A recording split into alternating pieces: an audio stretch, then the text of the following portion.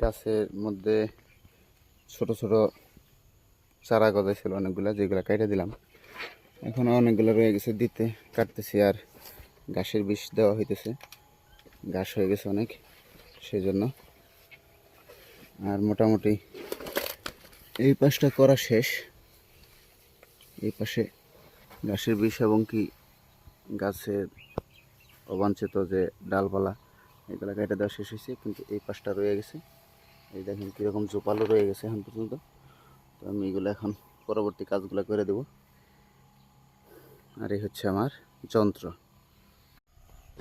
গাছের মধ্যে ছোট ছোট চারা গজাইছিল অনেকগুলা, যেগুলো কেটে দিলাম। এখনো অনেকগুলো রয়ে গেছে দিতে, কাটতেছি। আর ঘাসের বিষ দেওয়া হইতেছে, ঘাস হয়ে গেছে অনেক, সেই জন্য। আর মোটামুটি